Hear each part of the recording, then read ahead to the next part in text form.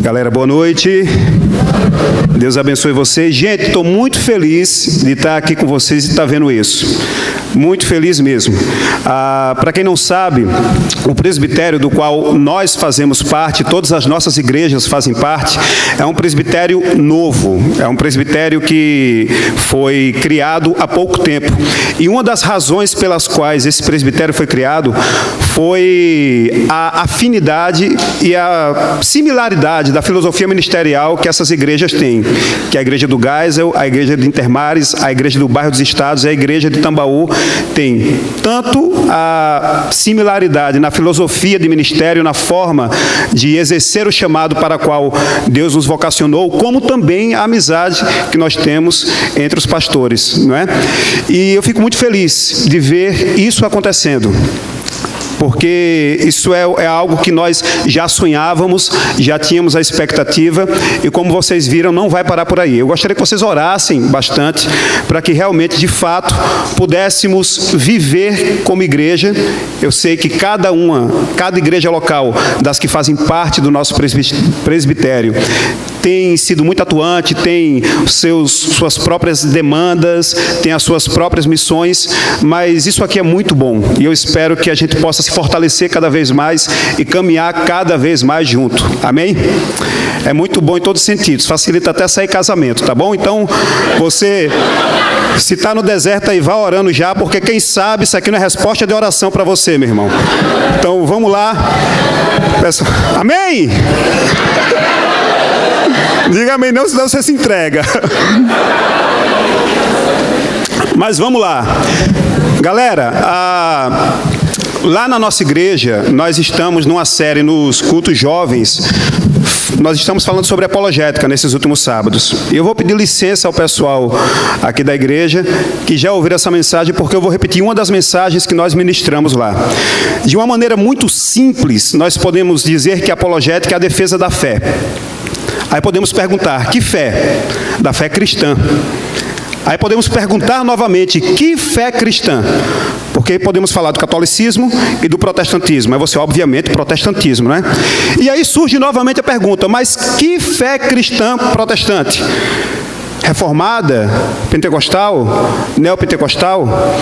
E aí poderíamos abranger um pouco mais e falar sobre uma série de correntes e de posições teológicas, filosóficas, que associam uma nomenclatura ao cristianismo, como, por exemplo, há uma que é mais contemporânea, mais recente, que é o cristianismo progressista. Eu não sei se algum de vocês já ouviu falar sobre isso.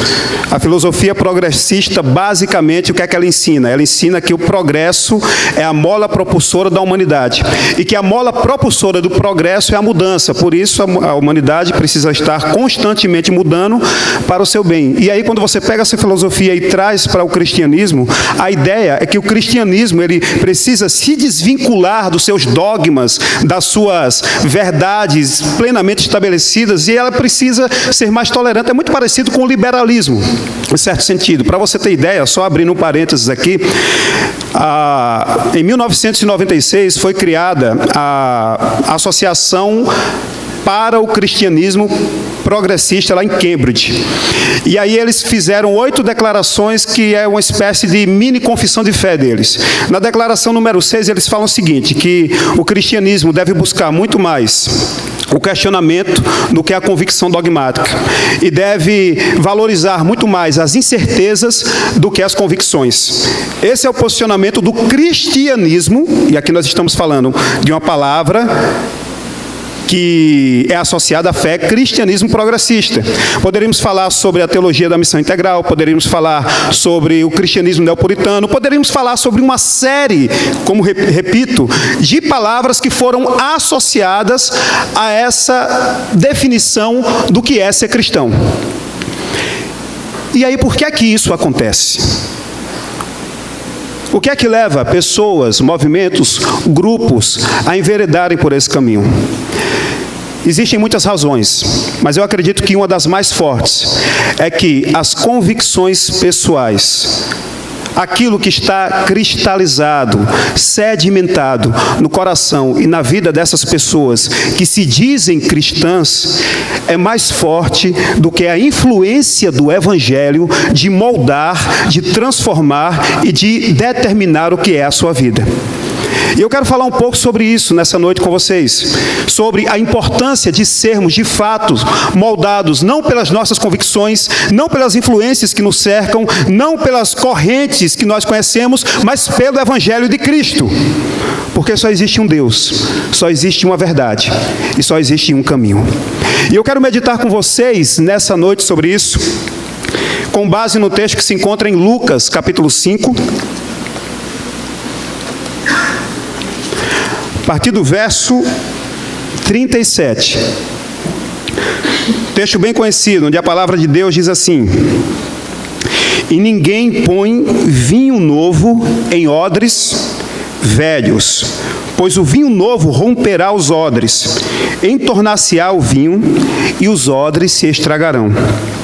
Pelo contrário, vinho novo deve ser posto em odres novos, e ambos se conservam, e ninguém, tendo bebido o vinho velho, prefere o novo, porque diz, o velho é excelente. Quero convidar você a orar mais uma vez comigo nessa hora, para que o Espírito Santo fale conosco nessa noite. Feche seus olhos, se coloque diante de Deus nesse momento, e peça para que a presença de Deus, que é real, que está em nós, e que se apresenta a nós todas as vezes que o buscamos, se apresente mais uma vez nessa noite. Pai, em nome de Jesus, eu me coloco com temor e tremor diante da Tua presença. E eu te peço, em nome de Jesus, que o Senhor nos conduza na exposição dessa palavra. Que possamos ouvir a voz do Teu Espírito Santo, Pai. Não queremos aqui, meu Deus, avaliar performance, não queremos aqui pensar em outra coisa que não seja nos submetermos ao que a Tua palavra quer ouvir. E eu te peço que, em nome de Jesus, isso aconteça mais uma vez, como tem acontecido na vida dos Teus filhos e na Tua igreja. É assim que eu oro e agradeço em nome de Jesus. Amém. Quantos aqui já tinham ouvido ou lido esse texto? Algumas pessoas, então vamos lá. Essa é uma passagem, como eu disse, bastante conhecida, uma ilustração que Jesus ele utiliza nesse capítulo, e estava acontecendo algo interessante aqui. Jesus, como durante boa parte do seu ministério, estava enfrentando uma certa oposição dos líderes religiosos daquela época, de fariseus e de mestres. Se você ler o versículo 17 desse mesmo capítulo, você vai perceber que o texto diz que haviam ao redor de Jesus, enquanto ele estava ensinando, fariseus e mestres vindo de todas as regiões da Galileia. E aí, no versículo 21, eles fazem o primeiro questionamento, porque do versículo 17 em diante, nós vamos ver aquela passagem onde 4 amigos pegam um paralítico, colocam na cama, no leito, e vão levando até Jesus, e aí descem ele pelas escadas, pelo teto. Vocês lembram dessa passagem? E aí, naquele momento, Jesus olha para aquele homem, vê a sua fé e diz, os teus pecados estão curados. E no versículo 21, esses mestres e fariseus, eles aproveitam aquela oportunidade para questioná-lo, dizer, que blasfêmia, quem você pensa que é para falar que os pecados de alguém estão curados? Só Deus pode falar isso. Então Jesus cura aquele homem não apenas da sua enfermidade espiritual, para mostrar que a sua palavra tinha autoridade, ele cura aquele homem também da sua enfermidade física. O texto segue, e no versículo 27, mais adiante, Jesus está caminhando, ele encontra um homem chamado Levi, na coletoria, e ele olha para esse homem e ele diz, segue-me.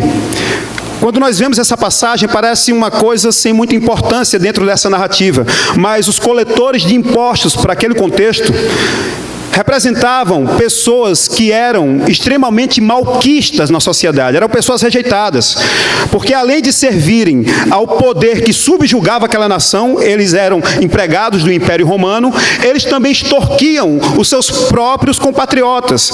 Então os judeus, o povo, tinha raiva, tinha ódio dos coletores de impostos. E Jesus, como líder espiritual, chama uma figura dessa, com um currículo desse, para segui-lo.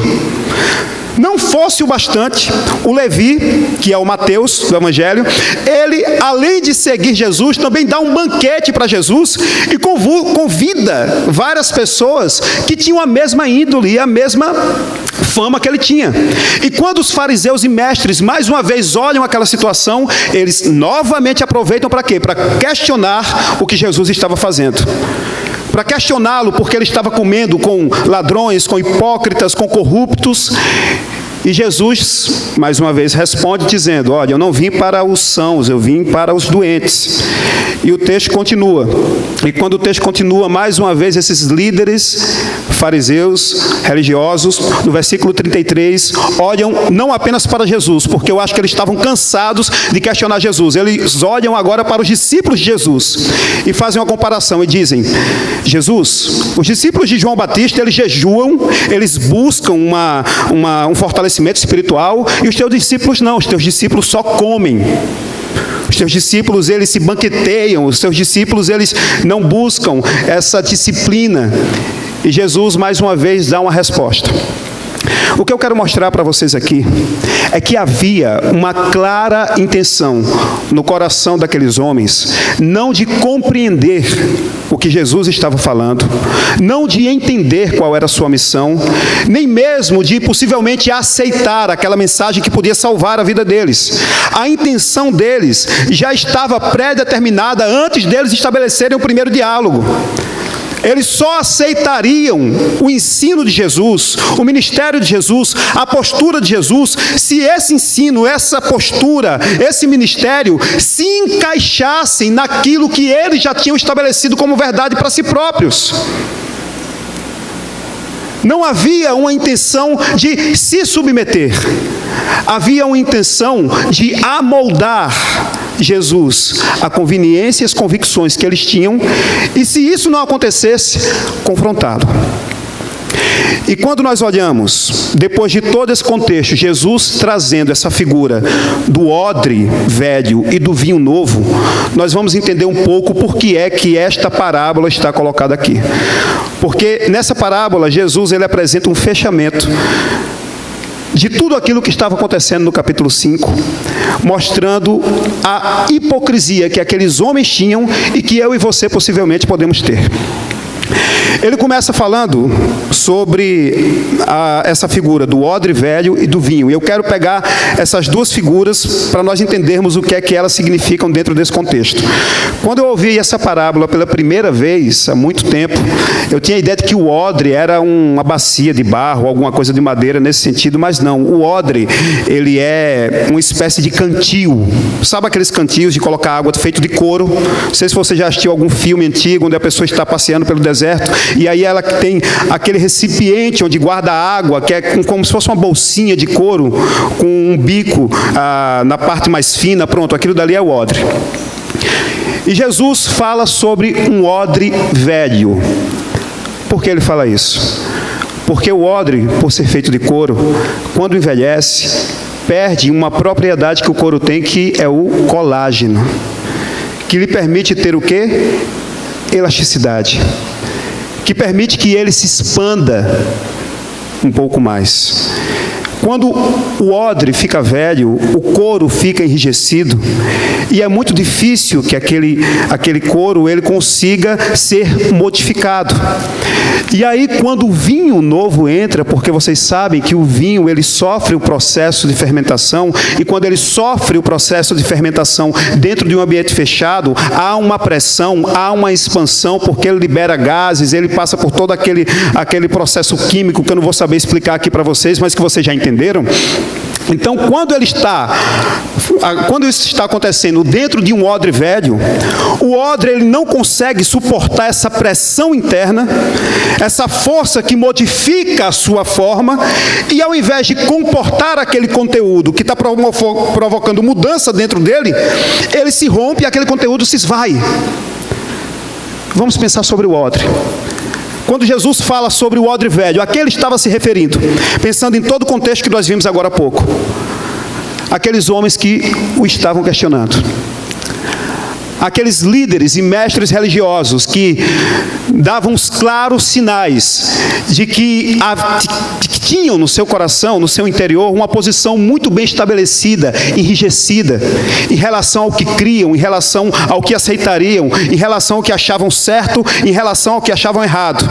Aqueles homens se encontram com o Filho de Deus, com o Evangelho encarnado, com aquele que era o cumprimento de todas as promessas, mas eles foram incapazes de perceber tudo isso, porque havia essa rigidez. E a pergunta que nós podemos fazer para nós mesmos nessa noite é: até que nível, se eu for um odre, eu estou envelhecido? Até que nível eu estou rígido diante da mensagem do Evangelho e do poder do Evangelho de moldar e modificar a sua vida, ou a minha vida? Deixa eu dizer uma coisa para vocês. Todos nós somos influenciados pela cultura, meu irmão. Todos nós. As nossas convicções são formadas pelo nosso histórico familiar, pelo local onde nascemos, pelo contexto do país onde vivemos, pelas experiências que vamos acumulando ao longo da vida, pelos livros que nós lemos, pelos colégios que nós estudamos, e ao longo da vida nós vamos formando convicções. Eu dou glória a Deus pela vida daqueles que estão aqui. Eu sei que existem alguns aqui que têm esse privilégio. Eu dou glória a Deus pela vida daqueles que nasceram num lar cristão e puderam ser ensinados desde o princípio, desde a sua infância, com convicções, princípios e valores coerentes com o Evangelho. Meu caso não foi assim. Eu me converti quando eu tinha 21 anos de idade. Antes dos 21 anos de idade, as minhas convicções, os meus valores, as minhas ideias, as minhas verdades foram moldadas por muitas outras coisas. E entre essas coisas não estava incluída o Evangelho. Até cantor de banda de swingueira já fui, para você ver o nível que eu cheguei, né? Então, o que é que acontece? Quando eu me encontro com o Evangelho de Jesus Cristo, aos 21 anos de idade, na verdade isso aconteceu quando eu tinha 19, quando eu me encontro com o Evangelho de Jesus Cristo, aos 19 anos de idade, eu vi que ali havia algo novo. E eu desejei aquilo, eu me encantei com aquilo, mas pelo menos durante 2 anos havia uma rigidez no meu coração e na minha vida que impedia que aquela mensagem nova, aquela verdade nova se acomodasse no meu interior da forma como deveria.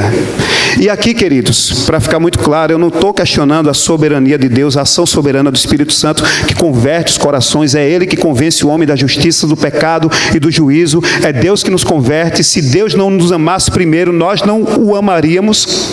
Mas eu estou falando de uma relação que pode nos fazer parecidos com esses homens que estavam aqui caminhando com Jesus e que estavam questionando Jesus. Uma relação de acabar abraçando algumas convicções de maneira tão rígida, mas tão rígida, que nós vamos tentar moldar Jesus dentro dessa nossa convicção. E isso acontece. E é por isso que, como eu citei agora há pouco, existem tantas correntes que se afirmam cristãs, mas que estão distantes do Evangelho. Eu estava conversando com um amigo lá da igreja, e a gente tem um amigo em comum que ele se afastou. Ele caminhava com a gente lá na igreja, tudo isso, se afastou. E aí, nós orávamos por ele, sentíamos a dor por ele ter se afastado, e pensávamos: rapaz, eu tenho certeza que ele vai voltar, eu tenho certeza que ele vai voltar. Mas aí teve uma hora que deu um estralo nele e disse: cara, ele vai voltar se Deus o fizer voltar. Agora, quando eu olho a situação do camarada, o problema que eu encontro é que ele acha que não precisa voltar, não porque escolheu se afastar de Jesus, mas porque ele acha que esse modelo de vida que ele está vivendo agora, e ele se encaixaria no perfil de alguém que abraçou o cristianismo progressista. Esse modelo de vida que ele está vivendo agora é um modelo que ele acha que é o modelo correto de cristianismo. Na verdade, na cabeça dele, no coração dele, ele acha que se libertou de uma escravidão, de um engano, e que agora está vivendo verdadeiramente o que é o cristianismo. Só que esse cristianismo foi moldado pelas convicções dele e não pelo ensino de Jesus. Foi moldado pelas verdades dele e não pelo ensino de Jesus. E nós podemos cair nesse erro também, mesmo congregando numa igreja presbiteriana reformada de linha calvinista. Tem um autor que escreveu um livro chamado Cristianismo e Cultura, Richard Neuburn. Não sei quantos de vocês aqui já ouviram falar sobre ele, mas ele fala que existem pelo menos 5 formas pelas quais o cristão pode se relacionar com a cultura. Existem aqueles cristãos que entendem que o posicionamento correto é o cristianismo contra a cultura, e aí nós vamos perceber que essa pessoa vai ter uma postura mais legalista, vai ser aquela pessoa que vai ter um entendimento que tem música do mundo e música de Deus, que tem roupa do mundo e tem roupa de Deus, que não pensando no princípio, não pensando nas verdades, mas assim, o que é da igreja é sacro, o que está no mundo é profano, e precisamos manter essa divisão. Existem as pessoas que vão se relacionar com Cristo sendo o Cristo da cultura, e aí vão ser posturas como essas, mais liberais, de trazer Cristo para a realidade que o mundo apresenta e tentar encaixar Cristo dentro dessa realidade. Um Cristo que prioriza mais o amor e a aceitação do que ensinamentos muito determinados que vão fazer as pessoas terem que mudar de opinião para serem amados e aceitos por eles. Então esse Cristo acaba se amoldando a cultura para poder ser relevante dentro da cultura. Existe o Cristo que está acima da cultura. E aí as pessoas têm a ideia de que esse Cristo ele precisa exercer um poder coercitivo na cultura. Nós podemos lembrar, por exemplo, do que aconteceu na época da Inquisição, na época da Idade Média, quando a igreja ocupava um papel de poder junto ao Estado e ela exercia um poder coercitivo. Então essa é uma forma de se relacionar com a cultura. A quarta forma, Cristo e a cultura em paradoxo. Nesse ponto aqui, é quando a pessoa ela entende a verdade cristã, mas ela entende que os posicionamentos e as decisões que ela tem que tomar como cidadão, como pai, como mãe, muitas vezes vão entrar em confronto, essa pessoa vai viver eternamente conflito. Vou dar um exemplo. Digamos que a gente marque uma pelada aqui entre as igrejas, um campeonatozinho de futebol. Está lá jogando o campeonatozinho de futebol, aí tem um cara de maior que leva um carrinho de um menino de menor, ele se levanta e, bobo, dá um soco no olho do menino. Mas isso não acontece, tá bom? Dá um soco no olho do rapaz lá. E aí o que é que acontece? Aquele rapaz de menor, ele olha para aquela situação e pensa, esse cara de maior me agrediu. Como cidadão do Estado brasileiro, eu tenho o direito de ir na delegacia e denunciá-lo. Mas como cristão, a Bíblia diz que eu não devo levar meu irmão ao tribunal, então como é que eu faço? É uma pessoa que não consegue compatibilizar essas duas realidades, de que ela é um cidadão desse mundo, mas que ela é um cidadão do reino. E por fim, existe o posicionamento, o entendimento de que o cristianismo, ele deve redimir a cultura, que é o posicionamento que está mais ligado ao calvinismo, que é o posicionamento que entende a graça comum de Deus e como nós devemos ser sal e luz no mundo sem necessariamente nos escondermos da vida social e da vida familiar. Por que é que eu estou falando isso para vocês? Por que é que eu estou trazendo esse monte de informações aqui que parece não ter nada a ver com o texto? Porque eu queria que vocês avaliassem como é que, como cristãos, vocês hoje têm se relacionado com a cultura em vários aspectos. Como é o seu relacionamento com a cultura na área do entretenimento? Como é que você conduz a sua sexualidade no mundo de hoje, sendo cristão? Como é que você conduz os seus anseios profissionais, o seu crescimento como cidadão, como homem, como mulher? Pense em como é que você tem conduzido a sua vida e que decisões você tem tomado e faça a seguinte pergunta: essas decisões são baseadas em verdades que eu abracei ou em verdades que estão embasadas pelo Evangelho que me abraçou? Essas decisões são decisões que eu vejo que são minhas e eu estou de alguma forma tentando encaixá-las dentro da verdade revelada de Cristo para mim? Ou essas decisões são decisões onde eu vejo claramente o Espírito Santo me conduzindo para que eu me encaixe nelas? Todos nós estamos sujeitos a isso, queridos. E quando nós estamos rígidos o suficiente para não nos adequarmos a isso, o que acontece muitas vezes é que o Evangelho se esvai.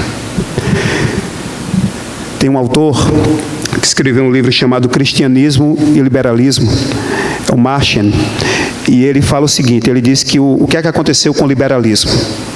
Eu vou falar rapidinho aqui. O que é que aconteceu com o liberalismo? No século XVIII, o liberalismo começou a influenciar um movimento cristão, e esse movimento via que aqueles posicionamentos do humanismo, do naturalismo, de que o homem devia estar no centro de tudo, de que toda explicação devia ser lógica, científica, que a razão devia ser celebrada em detrimento da fé. Aí o que é que as pessoas fizeram?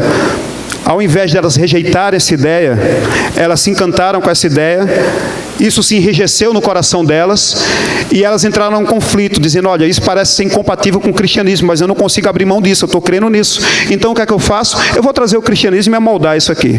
Então, na verdade, gente, eu sou cristão, mas eu acredito que Cristo não tem todos esses aspectos transcendentes envolvidos em sua pessoa. Cristo é um grande líder, é um grande exemplo, foi um homem que deixou um legado, ele traz lições de humanidade e etc. E o Marshall, ele começa a mostrar que o liberalismo começou a tolher tanto o cristianismo que, no final das contas, o que havia sobrado não podia mais ser chamado de cristianismo. O que era chamado de cristianismo liberal não podia ser mais chamado de cristianismo, porque aspectos, verdades, fundamentos essenciais foram retirados.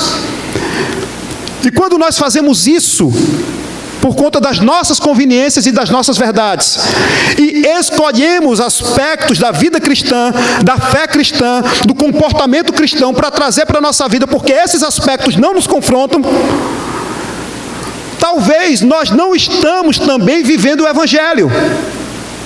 Criamos uma religião para nós, onde nós colocamos a pessoa de Cristo de alguma maneira desfigurada na nossa vida, mas isso não é o Evangelho. O Evangelho é a pessoa de Cristo em sua totalidade, e a obra que Ele faz em nós também na sua totalidade. E é isso que é apresentado aqui como vinho novo.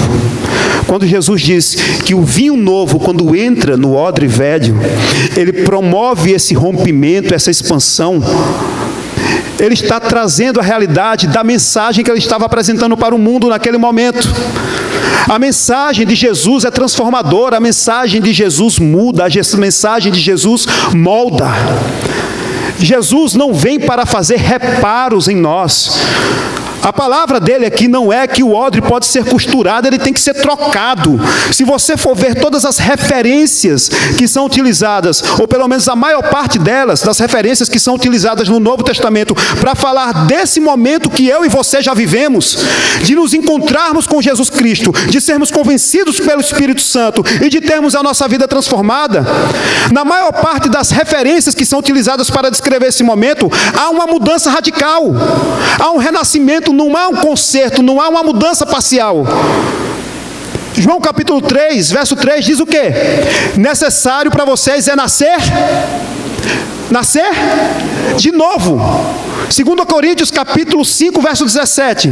Se alguém está em Cristo, nova criatura não é uma criatura melhorada, não é uma criatura 2.0, não é um Pokémon que evoluiu e foi para o estágio mais avançado. Não, é nova criatura, as coisas velhas passaram, tudo se fez novo. Efésios capítulo 4, verso 22 a 24. Diz que nós devemos nos despojar do velho homem e nos revestir do novo homem que é Ele, no Espírito Santo e na transformação que Jesus Cristo pode proporcionar. Então, quando nós olhamos para a nossa vida e nós não encontramos essa transformação, e aqui eu não estou falando de santidade absoluta, porque isso só vai acontecer na glória, mas quando eu não tenho a consciência de que eu morri para mim e que Cristo vive em mim agora, talvez o que tenha acontecido é que o Evangelho tenha entrado no odre enrijecido e ainda reste algum resquício dele lá, mas ele está vazando. Se você não se dispõe, como o Kilvin bem falou aqui no momento da ministração, se você não se dispõe a se submeter àquilo que a palavra ensina, e a palavra como o Evangelho revelado de Jesus Cristo, então, queridos, você não vai conseguir comportá-lo. O odre novo, ele recebe o vinho novo. E aí o vinho novo começa a provocar as mudanças dentro desse odre. E o odre começa a se expandir. E o odre começa a sofrer aquela pressão. E o odre começa a sofrer aquele impacto, mas ele não se rompe, porque ele é moldável. porque ele tem a capacidade de se adequar àquelas mudanças que estão acontecendo dentro dele. Se você está indo para a igreja porque um amigo seu convidou, porque é legal, porque a turma do colégio está indo e é muito massa, e tem uns acampamentos massa que a gente vai, e de noite invade o quarto lá da galera, rouba o travesseiro, bota a pasta no amigo quando está dormindo, e tem uns eventos legais, e a família da minha mãe vai também, e eu preciso ir em alguns momentos para depois sair com os meus amigos da escola. Se você está indo para a igreja por N motivos, mas você não viveu essa transformação, queridos, meu irmão, então, cara, o que a palavra diz é que se nós vivemos para Cristo, apenas para essa vida, somos os mais infelizes de todos os homens. Se você e se eu não tivermos essa consciência de que a nossa vida está rendida a Ele, e que Ele vai fazer da nossa vida o que Ele quiser, meu irmão, não vivemos o Evangelho. Porque Cristo é Salvador, mas é Senhor. Isso é até uma frase que as pessoas usam muito no Evangelho. Olha, Jesus Cristo, Ele é Salvador, mas também é Senhor. E falam isso às vezes de maneira descomprometida, mas isso é um fato. Senhor é alguém que manda. E Senhor no contexto bíblico ainda mais. Não é Senhor de respeito, é Senhor que é dono de um escravo, que tem poder de vida e de morte. É isso que Jesus Cristo é na minha vida e na sua. Você acha que eu queria ser pastor? A última coisa que eu queria na vida era ser pastor, meu irmão. Eu sou o mais novo de uma família de 5 irmãos. Na verdade, tenho uma irmã mais nova. Mas eu sou o mais novo de uma família, o quarto mais novo de uma família de 5 irmãos. E eu fui acostumado dentro do meu contexto familiar de ser aquela pessoa que era cuidada. Os meus irmãos, além de serem mais velhos, são mais altos, o que não é muito difícil, né? Mas aí, eu era acostumado àquela pessoa de ser o cara que era cuidado, o cara que todo mundo prestava atenção e protegia, e essa proteção foi muito boa para mim, mas acabou me limitando em alguns aspectos, de ter coragem para fazer algumas coisas, de falar em público, de tomar algumas atitudes. Então, o cenário de terror para mim era ter que lidar com pessoas na liderança, influenciando. Fui o último a me converter da minha casa. E eu digo que só por causa disso, Deus olhou para mim e disse: só por causa disso você vai ser pastor? Só porque você foi o que deu mais trabalho? E cara, eu não estou querendo colocar a minha vida aqui para vocês como exemplo. Porque se está um cara falho aqui diante de vocês, sou eu. O que eu estou querendo colocar para vocês é que é necessário uma compreensão de que se você está em Cristo, a sua vida não lhe pertence mais. É Ele quem vai moldar, é a força do vinho novo que vai modificar quem você é e o formato que você vai ter. Busque a compreensão da palavra de Deus, como Kilvin falou agora há pouco. Entenda o que é que Deus quer para a sua vida. Coloque-se diante de Deus em oração. Busque e viva.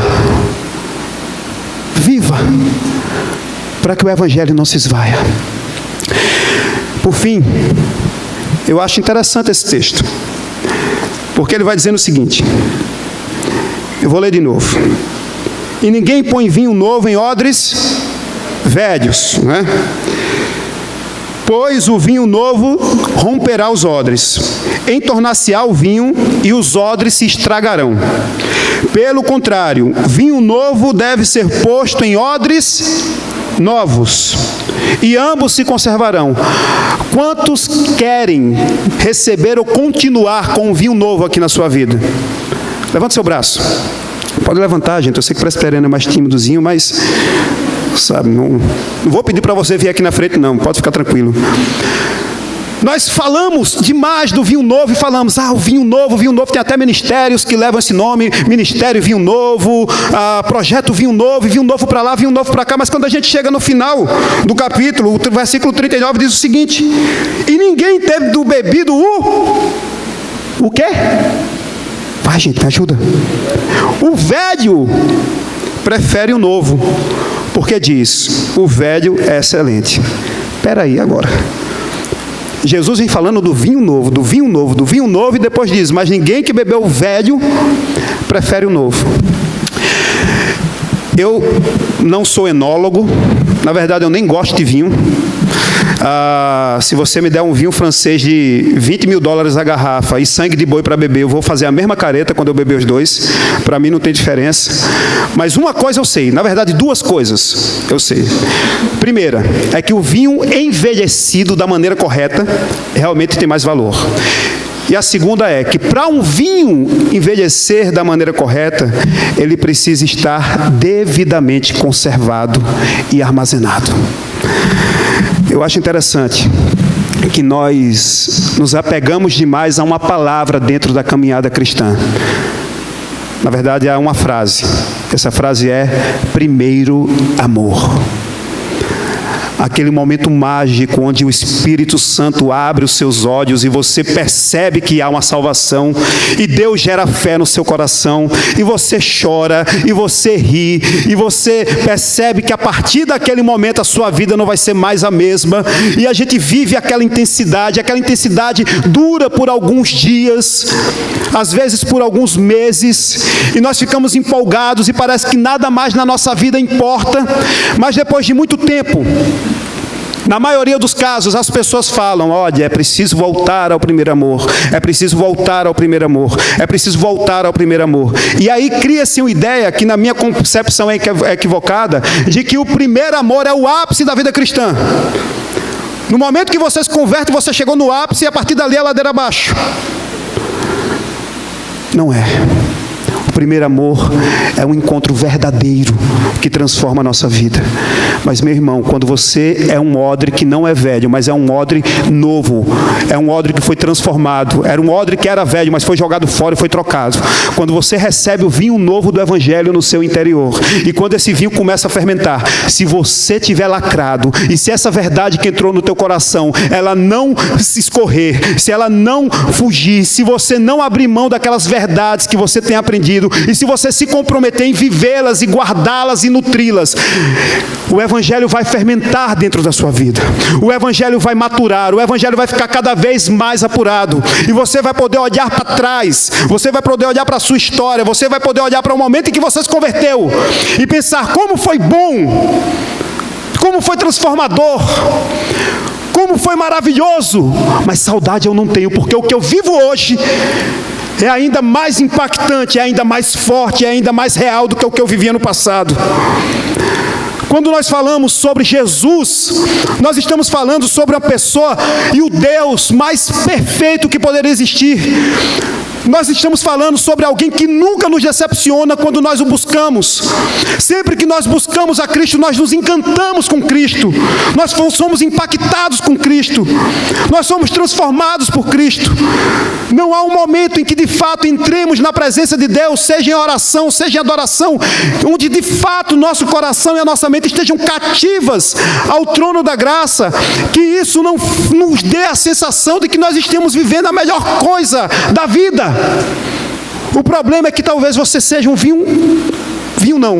odre novo, mas está destampado. Você recebeu o Evangelho, guardou o Evangelho, mas não há mais aquele comprometimento, aquela busca, aquela intensidade. Não sou eu que diz isso, eu creio que é a palavra que diz isso. Queira conhecer ao Senhor e prossiga em conhecê-lo, e você vai viver de fé em fé e de glória em glória. Você vai olhar para a sua vida hoje e fazer graças a Deus pelo que Ele já fez, mas daqui a 10, 20 anos você vai olhar e você não vai sentir saudade, você vai sentir uma saudade boa, uma saudade de fazer, rapaz, foi massa aquela época, eu tenho experiências com Deus, porque a palavra promove experiências genuínas, eu tenho experiências com Deus, eu tenho uma caminhada com Deus, Deus fez tanta coisa na minha vida já, mas Ele continua fazendo, Ele continua operando, então retenham esse vinho, não deixe que ele escape. E esse vinho não vai escapar quando você for totalmente maleável nas mãos de Jesus Cristo, em espírito e verdade, com toda sinceridade. Eu quero convidar você a ficar em pé nesse momento. Eu quero convidar você a fazer uma oração comigo. E a oração é: Senhor, eu estou em Tuas mãos. Faz da minha vida o que o Senhor quiser. Só não permita que o Evangelho seja expulso, seja tolhido, seja diminuído da minha vida e do meu coração. E você não vai se arrepender. Os seus planos podem mudar, suas escolhas podem ser questionadas, a sua vida pode entrar em crise, mas você não vai se arrepender, porque não existe nada melhor do que viver a boa, perfeita e agradável vontade de Deus. Feche seus olhos, eu quero orar por você nesse momento. Pai, em nome de Jesus, eu peço ao Senhor pela vida de todos esses jovens e adolescentes que estão aqui. Eu peço ao Senhor, Deus, e peço que em nome de Jesus, o Senhor não permita que as certezas que eles têm no coração e que não são tuas, prevaleçam sobre a tua verdade. Que eles não permitam, que o Senhor não permita, na verdade, que, Deus, os ensinos e as convicções que eles têm no coração não sejam maiores do que, Deus, a revelação que o Senhor traz para nós na tua palavra. Não é o mundo que vai dizer para nós o que é certo. Não é a cultura na qual nós vivemos que vai dizer para nós o que é certo. Não somos nós mesmos que vamos dizer o que é certo, Pai. Que seja a tua palavra. E que o Senhor gere em nós, porque não somos capazes disso sozinhos. Que o Senhor gere em nós um nível de comprometimento, de dedicação, de envolvimento, Pai. Que esteja firmemente, meu Deus, estabelecido, de não rejeitar o teu evangelho, de ouvir aquilo que a tua palavra diz, Pai. Obrigado porque todos esses jovens, meu Deus, eu creio, estão em igrejas onde a tua palavra é ensinada, onde o evangelho é compartilhado, onde o evangelho não é usado como um meio para ensinar algo que é conveniente para o pastor ou para a liderança. E eu te peço que em nome de Jesus, que o Senhor faça com que essa geração seja uma geração, Deus, que se comprometa e que se entregue. Que se entregue porque o Senhor se entregou por nós. Que o vinho não escorra, que o vinho não fique exposto, que ele fique armazenado e que ele vá melhorando e nos transformando à medida que o tempo passa, para que possamos, meu Deus, assim como teu servo Paulo, chegar ao final da nossa vida, olhar para trás e dizer: eu combati o bom combate, eu cumpri a carreira e eu guardei a fé. Para que possamos, assim como o teu servo, mesmo nos momentos de maior dificuldade, dizer: alegrai-vos no Senhor, porque para nós viver é Cristo e morrer é lucro. Isso parece utopia para muita gente. Falar nesse nível de compromisso nos dias de hoje parece algo radical, para alguns até brega. Não cabe mais, é melhor falar sobre algumas questões mais práticas, porque o pessoal entende melhor. Mas esse é o teu evangelho, essa é a tua verdade, e o Senhor sempre conservará um remanescente fiel. A minha oração por mim e pela tua igreja que está aqui é que sejamos parte desses. Que o Senhor nos conserve e que o Senhor cresça em nós, para a honra e glória do teu nome. É assim que nós oramos e agradecemos a ti. Amém. Que Deus abençoe vocês e que possamos caminhar juntos nessa direção.